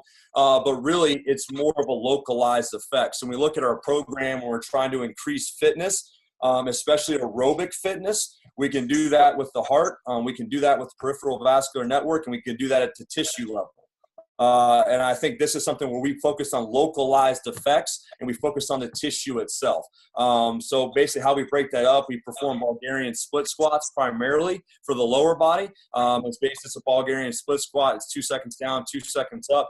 The set lasts anywhere from 30 to 60 seconds, depending on which week we're in. We start off unloaded, then we load as we go. But I think a lot of that sub-max eccentric type work and accentuating that eccentric in those longer duration sets really help improve the health of the tendon. And I think when you improve the health of the tendon, an athlete doesn't have hot knees. Like our guys always tell me, man, my knees are hot today, or they're cranky or whatever it may be. I think you can have some adaptations there within the tendon that guys feel better. Therefore, they don't have pain. They're also breathing better because during that time we're working on breathing strategies as well, which I think is something we haven't really discussed that much yet. But plays a big role in what we're doing. And then from that standpoint, I think that's where they get that effect from. So that's kind of our base level of energy systems development right out of the season, so we don't have a structural impact, and we'll perform that oxidative block then. And that goes with we're also doing some submax eccentric work on our primary lifts during that time as well, because we are trying to do some tissue remodeling and target that tissue at that point. So, yeah. Awesome. Thank you. Any other questions? Your question. You are the agility guy, right? So you're I think your passion, I see you a lot, and you talk about agility and you talk about change of direction work, right? We see those two different things. Can you describe and how you would program the difference between change of direction work and agility work, let's say in the basketball population? Yeah. So, what I've gotten to, and if you look at a lot of the literature is there's not much of a transfer or relationship between, I think, what you work on change of direction technique or mechanics or kinematics, how that relates to what happens when they get into an agility environment. So the difference between the two, just you look at just definition wise, is change of direction is a change of direction without any sort of stimulus, and agility involves some sort of stimulus. So first and foremost, I've gotten to a point where I think with all our change of direction or agility work, you want some sort of stimulus to help include some of that perception action coupling to derive some transfer or some similarities between the movement that you're doing and how it's going to relate to sport. So, the problem what happens is people look at, say, a crossover move in basketball or a defensive shuffle, and what they don't realize is that movement and the motor response was all dictated upon how that athlete perceived the environment, the task, or their opponent. And when you remove that information, there's going to be no transfer. There's going to be it's just not the same for that athlete in their brain or their movements. So always including some sort of stimulus, whether it be a generic one, such as pointing the finger or a clap of the hand that might start something, or just, colored cones, whatever it may be, those more generic. I think those are good starting points. But the goal should always be to get to a point where there's some sort of perception involved, where the athlete has to perceive some sort of information from the environment or their opponent and is dictating their motor response, because that's going to lead to the actual ability in their sport. Does that make any sense? 100%. That's like the guys who are great at drills but suck in games. Yeah. Yes. Yeah. Exactly. I love it. So, you look at like the NFL Combine. Why are you doing the 5-10-5? And what happens is you get guys great at technique in the 5-10-5, and then, like you said, they're shit out on the field because they just rehearse and choreographed a certain movement. But when the sport is unchoreographed and it's unpredictable, that has no transfer. That doesn't help at all. And so that's where technique and change of direction is not the same as technique and agility. And so they're two completely different skill sets. And so when you're training change direction, you're not helping them for their sport. And I don't care what my opinion is. People say that's the baseline approach. That's the bottom of the pyramid. They need to work on, basic techniques and fundamentals of change directions. Well, the reality is that change direction and fundamentals are not the same as what happens in sport. And so it's not going to help them. You can have athletes exhibit, like you said, great technique in the 5-10-5, but then you get into an actual sport or reactive environment and their technique goes to shit. There's no connection there. So now, I'm sorry, but this is awesome. This is a passion moment for you, and I started a fire, and I love it. So let's look at a game like basketball that's basically just a flow. Yep. Right? It's about spacing. It's about flow. It's true reaction sport. You got a guy with a live ball. You have a live dribble. The ball moves faster than what the athletes can move. You talked about a little bit about how you could progress that. So you talked about generic, and you talk about whether you're reacting to an opponent or to some of those things. One, do you try to program those things and build those things in, start with generic and then go simple to complex? And two, do you also progress the level of specificity as far as going from GPP to specialized developmental exercises to SBP? Is that something you'll do within that framework as well? Yeah, absolutely. So a single session, what I try to do is progress from that more generic or more simplistic perception. So the thought would be, simple to complex, right? So in a general movement session or agility session that we're doing with our athletes, we might start with a shuffle or a crossover step, but we're going to initiate that drill off of some sort of perception. So there's still that perception action coupling. And then within that single session, we'll progress that to more complexity.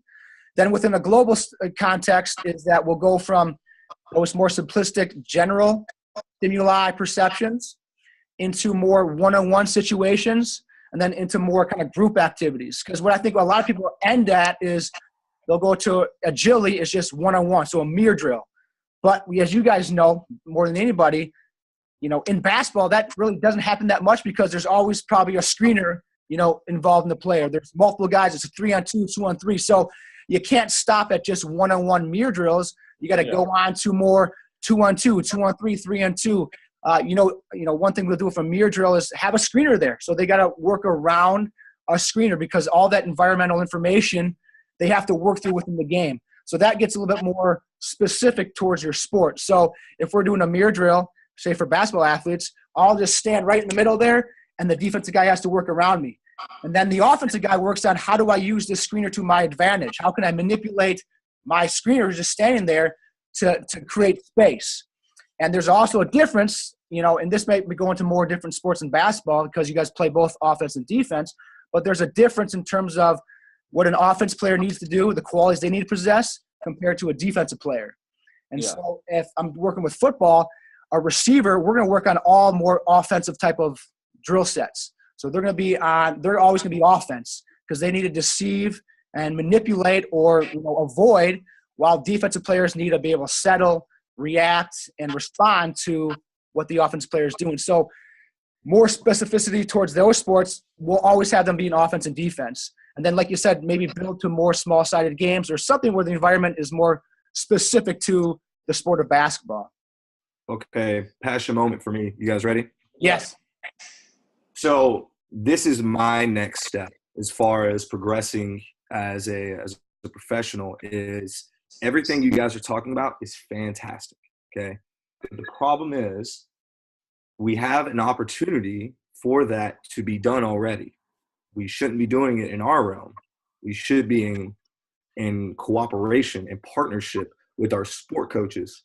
And Absolutely. That's what we're doing in our technical tactical sessions. So for our next step as a profession, we have to be involved in practice, which luckily I have an awesome staff where we're actually doing strategies of, hey, Cory, from a motor learning aspect, simple to complex.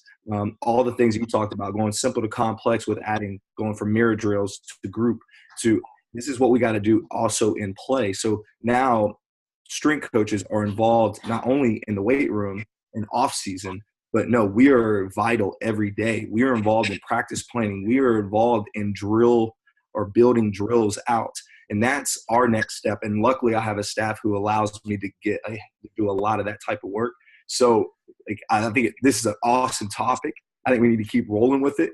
But in reality, it has to be a partnership with our sport coaches to take that or to open up that box for the guys who know the most about the human body, right? Yeah. To be the ones helping build up these drills. Because let's just be honest, basketball, just like any other sport, it's about traditions. Oh man, we've been doing this drill since 74. Well, that's great. Okay. But there's better ways to do this. And there's ways for each individual to have their own motor strategy or their own learning strategy to get from point A to point B, not become the drill guy, but also become the guy who's effective on the court because of all the examples that you exemplified, Mike.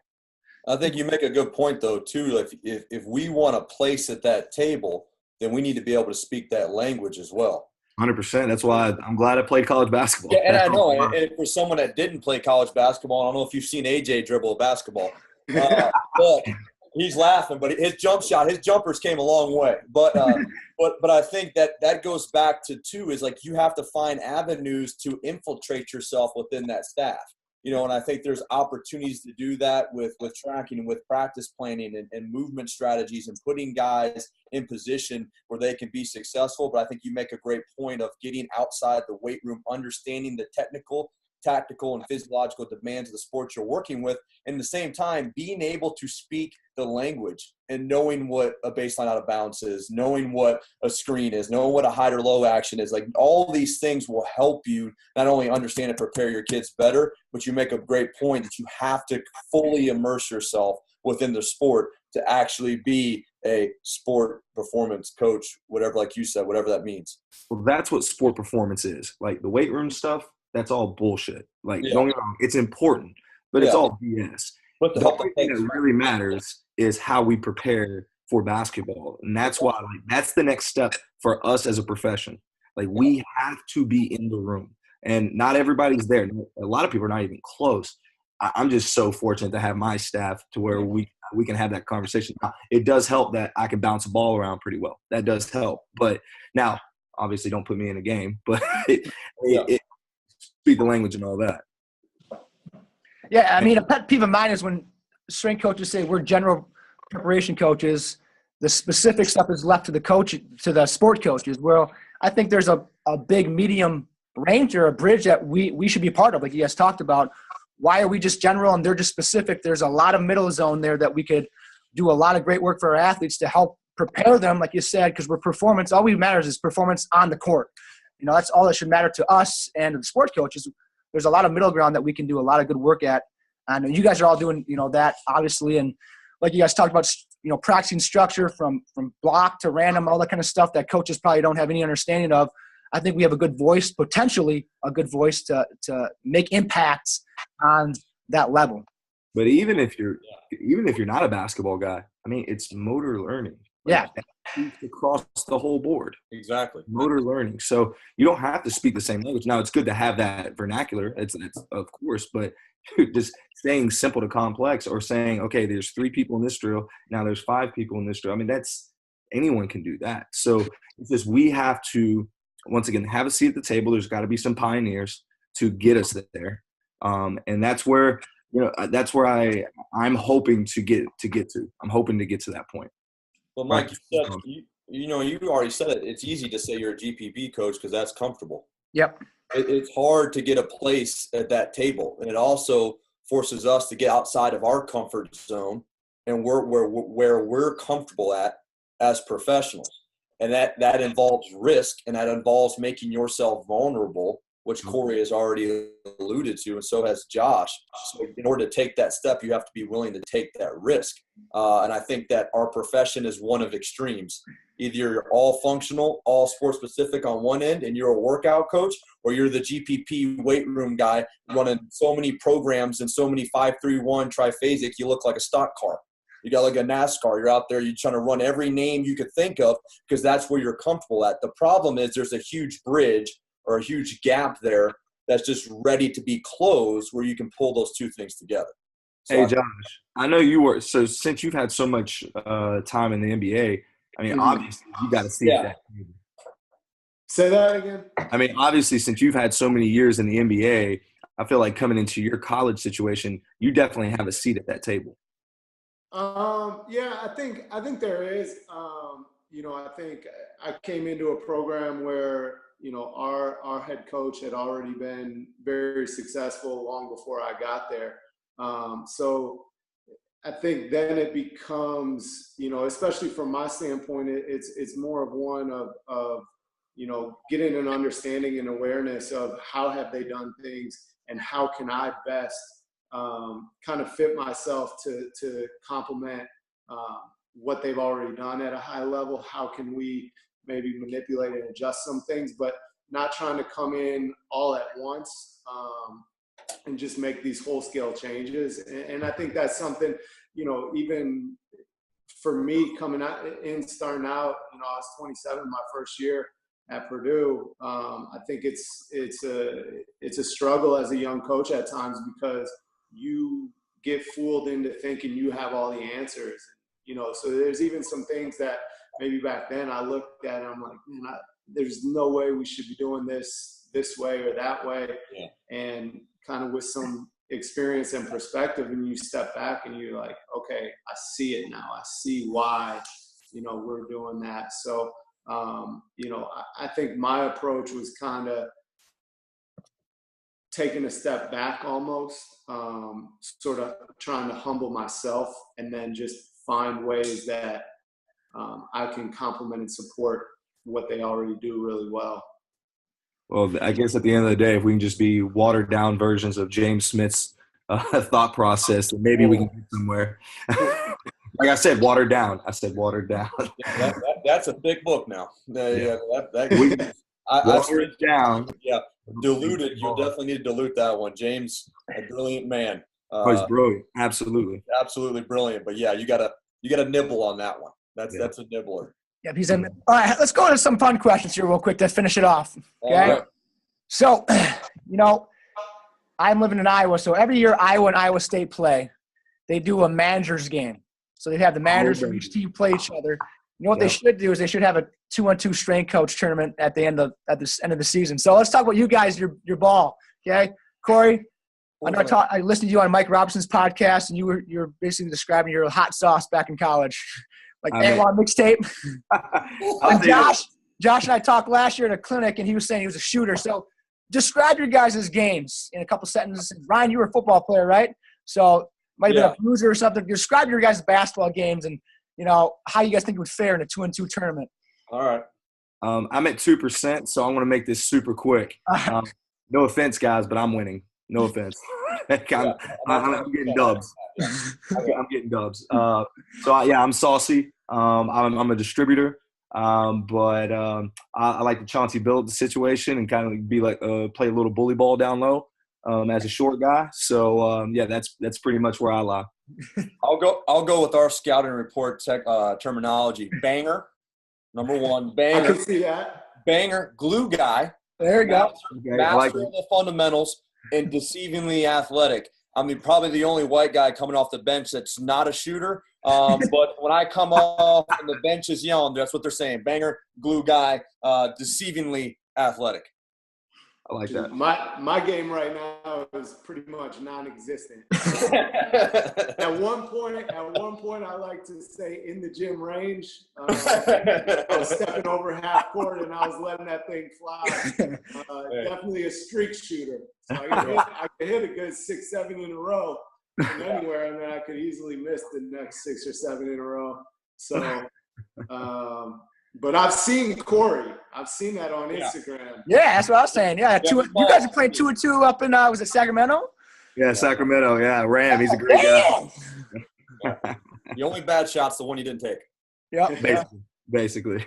All right, let's go to music. I've seen you guys play some. Whether you're driving the car to the gym or you're in the gym your guys self. What you guys go to? Style of music when you're getting your lift on. For me, the music, it's, really it's all about my guys. So no matter if I agree with it or not, it's about them. But luckily being at Stanford, I have well-rounded athletes. So they usually turn me on to some conscious artists. But we also get a little ignorant in the weight room with some mumble rap. But at any moment, we could have like Logic, J. Cole, Nas, and shift super quick to like Uzi, 21 Savage, Migos. But, it gets a little weird sometimes too. I mean, especially when I hijack it. We'll have anything from like 90s R&B to Yellow Wolf to No Limit. So that's pretty much where our music lies. Yeah, we try to have music education every once in a while with our guys and take it back to the 90s. Throw on some Talib Kweli radio, get most stuff I like that. Get Low, Tribe Called Quest, the original Jay-Z stuff, the original Outkast. Otherwise our guys are throwing on Future and all that sort of stuff. So I got to take it back sometimes, see what they know. Yeah, I'd have to agree. I think music is a tool. I think our pre-practice playlists are a little bit different. We'll get a little bit more variety there. Right now, we're super slimy. We're listening to a lot of people in Young Thug right now. But same thing. It's about the guys. What are the guys like? What's going to get them in the environment and the mindset they need to perform? Because that's all that truly matters. So I try to throw in some gold school there every once in a while, like everybody's already spoken about with Nas and the pioneers of the field. But other than that, it's about them. It's not about me. So I try to make myself as knowledgeable to that as I can, so I can create the best Spotify playlist possible. All right, last one here, guys. What's your guys' lifting look like, or what's your training look like right now? Cory, before you fall out, you were what, Mr. Birmingham? I heard. Is that what it is? True? He's all oiled up. Yeah, it was a low-level competition. He was So he was good. Man, I was to be honest with you, like I was about 6 weeks out for real. But I mean, I just want to get swoley. That's all I give a shit about.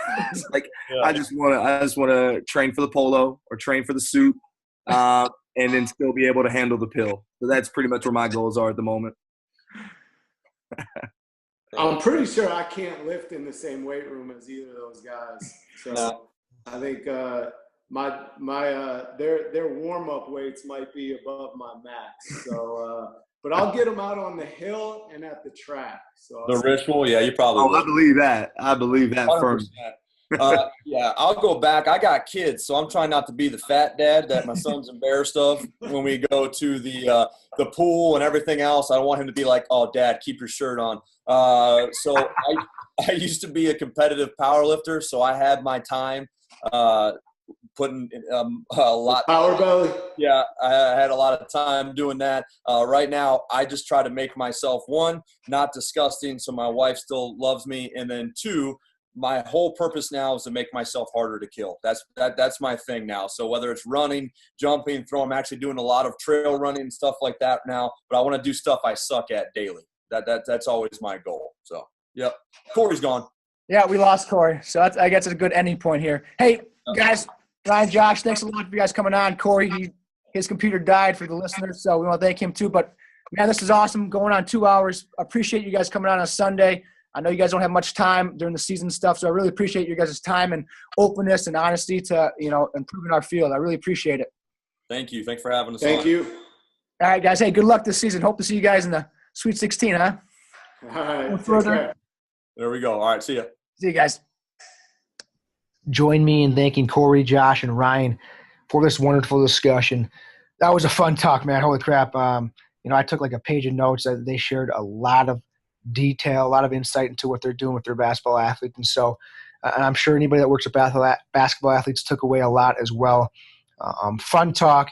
These guys are a blast. Some of the best young coaches in our field. And they're really going to carry this field for the next, 20, 30 years. And some of the things that they're doing and, how they're involving social media, how they're working with young coaches, how they're working to build our community. So can't thank these three enough for taking the time on a Sunday, maybe one of their last Sundays that they might get, for the next 6 months once the season gets rocking and rolling. So please, everybody that listen, give these guys a shout out on the social media network of your choice, and thank them for taking the time, and thank them for giving such great detailed answers and giving such great nuggets of advice for coaches. So with that being said, we'll see you guys next time on the Elite Performance Podcast.